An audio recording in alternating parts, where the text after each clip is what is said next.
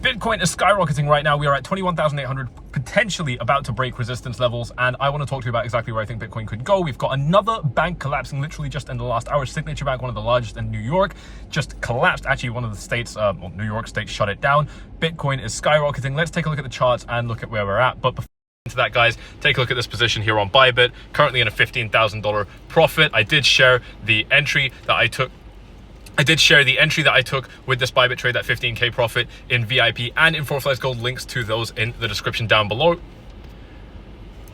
But if we head on over to the charts now, take a look at this. Bitcoin managed to absolutely skyrocket above our resistance level at 21.6. And we do also have the weekly close coming in very soon. The weekly close is going to be probably coming in the next, 30 minutes? Something like that. 30 minutes, we've got the weekly close. We are above our key area. This is actually exactly what I was talking about in the previous video. If we switch this time frame on to let's take a look at the weekly chart right now and look at where that close is potentially going to be. Little emergency video, guys, right now. I was actually just chilling, getting a little shisha with one of my boys. You're actually going to see him, MoXBT. He's in this video with me today. But before I bring him on, I just want to give you guys a little bit more of a look into this market. Look at this weekly chart right now. That is the most bullish fucking hammer that we could ask for. This is honestly a god tier hammer right here. This is Thor. If Thor had a fucking candle, it would be this candle right here. Look at that. We've got a nice little retracement here, an even bigger retracement here, and then bam, and a crazy end to the week. At the very same time, guys, I want to keep this at the forefront of your attention, that the dollar gapped down. Now, if we take a good look at the dollar chart right here on the, not the 1 second, what am I doing? On the 1 hour time frame right here, the dollar was up here, and then when the market opened again just a little bit ago, it has gapped down, and this is exactly what I warned you about in the previous video as well. So this is doing Bitcoin very nicely. Now, if we come back to the chart and take a slightly more zoomed in approach to this market right here, enter full screen, we can see very clearly here that we did consolidate a little bit at our area of resistance, but after that has been a rocket ship up. We are now approaching that $22,700 area of resistance that I outlined for you guys. But if you did watch that previous video, you're also going to remember that I told you this is going to be the main area of resistance that I'm worried about, from 21,300 up to 21,500. This is the main area of resistance that I'm personally worried about, and it has now collapsed. We have now shot absolutely skyrocketed above it. And one of the other very cool things that we've got now is that we haven't actually got a huge amount of resistance right now in terms of the key indicator that I like to look at, which is the Ichimoku cloud. Take a look at this. If we look at this on the 1 hour time frame, all the resistance was broken many hours ago. If we take a look at this on the 4 hour time frame, we don't have resistance until we get up to 22,700. So there is a little bit of confluence building here. That is definitely something that I'm going to be a little bit concerned about, and that is potentially an area that I'll be looking to take some profits on my position as well at right there, just in terms of a little bit of profit taking potential. Now, in terms of the market getting smacked back down, I think that there are some real possibilities of this being a bit of a short squeeze, or at least Mo does as well, and we're going to speak about that in just a minute. But one of the things I was highlighting with you guys is that long and short ratio strongly shows that many people have been long in this market. Actually, since all the way up at $25,000, people have been majority long in this market on Bybit, on Binance. Generally, we've seen the same thing, not only with top traders, but also with retail. So to me, that kind of eliminates the possibility of a short squeeze. Mo's going to talk about that in just a little bit anyway, because he does have a slightly different opinion. This obviously could be a liquidity grab, and that's actually one of the key things that I spoke about in the previous video. Now, guys, I want you to bear in mind that this is very time-sensitive content. If you're not already subscribed to the YouTube channel, if you don't have the bell icon checked, if you're not in my free Telegram channel where I actually shared that trade that made me this 15K within literally seconds, guys, you are missing out. This is incredibly time-sensitive content. Make sure that you are engaged with all this content, and make sure that you're taking advantage of the offers down below, right? Where I'm trading this on Bybit, right here with this absolutely beautiful $13,000, $14,000, $15,000 profit, I managed to do this because I'm trading on Bybit. And when you follow my link in the description down below, you are going to be able to get up to $30,000 in deposit bonuses, which you can throw right into the market. That is an absolutely crazy offer because it's free capital that you can put in the market. If you make money with it, you can withdraw it. If you don't make money with it, you don't lose anything. It wasn't your money to begin with. But I actually want to bring this over to Mo now. Mo's one of my very good friends. He's been on the channel a couple of times. He is definitely a trader that knows more about the markets than me, but he always denies it. How you doing, bro? What's up, bro? How are you? No, I do not know more about the markets than you do. I don't even speak as fast as you do. Bro, I'm all coked up, right? I'm not actually coked up. I'm caffeinated right now. He's very excited. He was very shocked about, like, what the hell? I just made like 30K. In the beginning, it was like 30K, you know? Yeah, it was crazy. So what actually happened was I was on Twitter. I saw that Signature Bank collapsed like one minute. Yeah. 1 minute. And I already had this trade planned out. I discussed it with my analyst, and I was like, shit, I gotta get into this, and that was it, bro.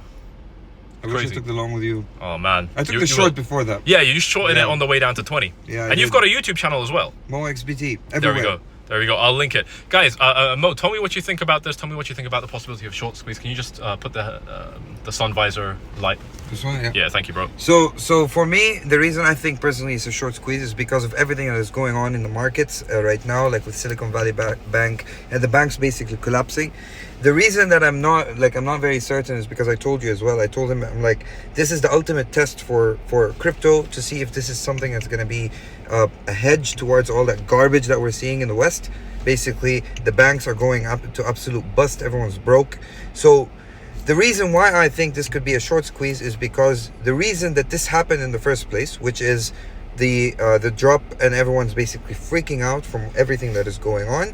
Everyone was basically short on the market. Everyone is shorting the market, expecting that Monday is going to be extremely bearish because banks are just going to keep going broke. It's just like a domino effect, basically, right?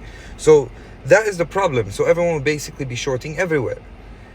And that's the thing. And the reason that everybody is shorting everywhere is where it just builds up a lot of buy liquidity from everybody, right? And that's why the market maker could simply just push the price up and at least squeeze all these shorts that went in late, and then afterwards it could basically drop. But honestly, right now it's a very big gamble because I feel like crypto is going through the ultimate test. It's the ultimate test towards whether this asset is a hedge against everything that is going on with inflation, with the dollar, with the banks and all that garbage that's going on, or if it's actually gonna follow what's happening in the banks and be considered a tech stock just like anything else. So Bitcoin was made for this, bro. Bitcoin was created in response to the 08-09 crisis because banks were horribly irresponsible, and it's happening again right now. In fact, I asked you when we were sitting down, is this like Wall Street? Because I was fucking like 7 years old when that happened, but obviously you've had a little bit more time, and you told me this is bigger. This is bigger than what we had in 08-09. I genuinely feel it's like 10 times worse, because right now even the credit card debt, as we talked about, the credit card debt is around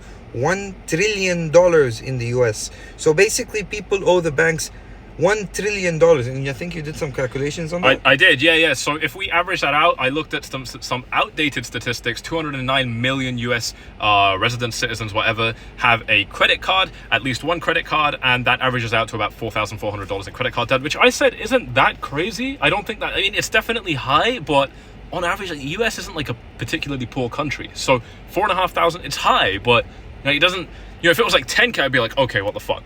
But 4.5, bro? But that also depends in general, like how, the totality of it. It's still $1 trillion that they owe the banks. People owe the banks a lot of money, and the banks don't have that money. So what they're going to end up resorting to is printing that money, because people are still going to ask for debt. And that's the problem. Okay. So everyone's freaking out, and they're like, where's my money? Yeah. But because of fractional reserve banking in the first place, what happens to the bank? They're like, we don't have the money. They bought bonds with it, they're traded with it, they're gambling with the money that you're basically putting in those banks, and that's the result of fractional reserve banking in general. It collapses. It's a Ponzi.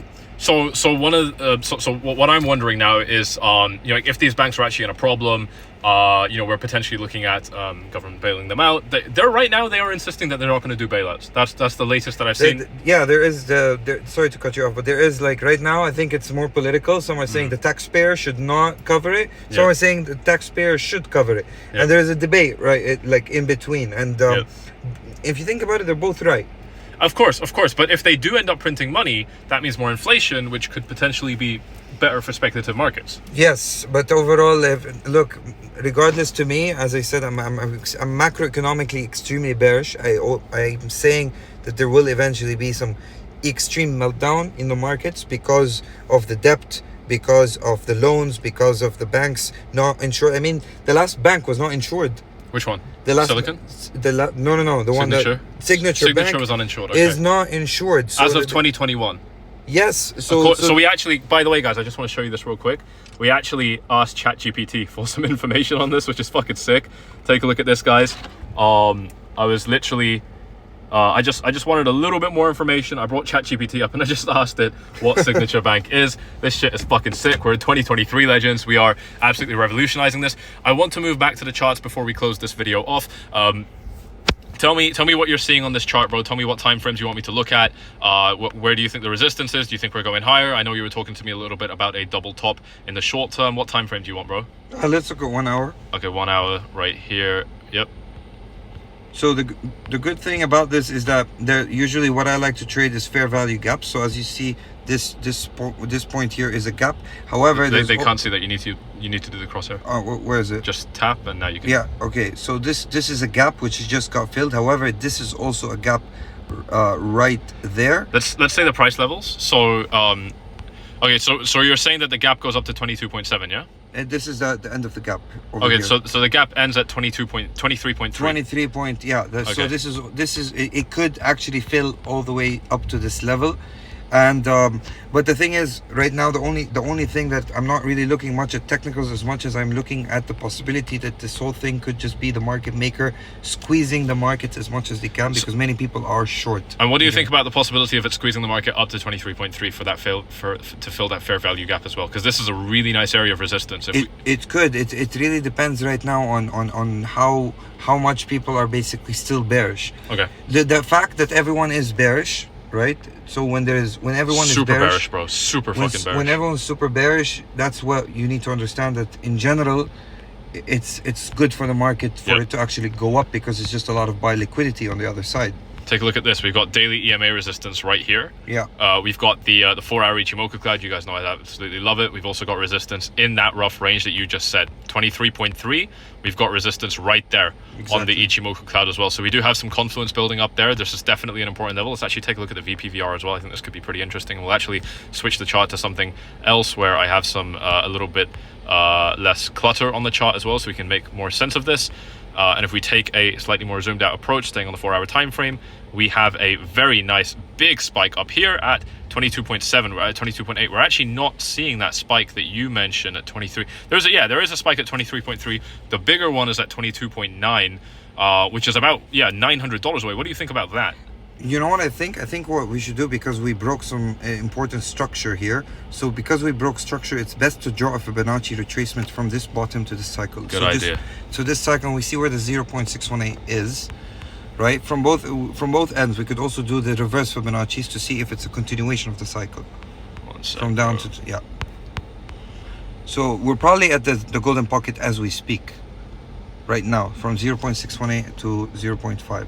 So at the moment we are at the golden pocket, which means that it's not a good entry, I would say. So you're talking about something like this potentially happening? Okay. Very possible, because the thing is, if we go over the golden pocket right now, then there could be a very nice continuation. But it's a very sensitive area right now. A retest to the golden pocket is very typical when there's a small cycle like this one. Okay, shall we? Okay. I'd like to see maybe a little bit of consolidation here, a little bit of cooling off. Maybe we back test like all the way down to just 21.5. Actually, we've already done that though. We're on the 4-hour time frame. You mean? Okay. I see. Okay. Yeah, because we have, like, if we zoom in much closer, and I know this is a little bit degen, but there's so much liquidity in the market that I'm okay to do this right now. If we look at this on the 1-minute time frame, we did get some retests down here.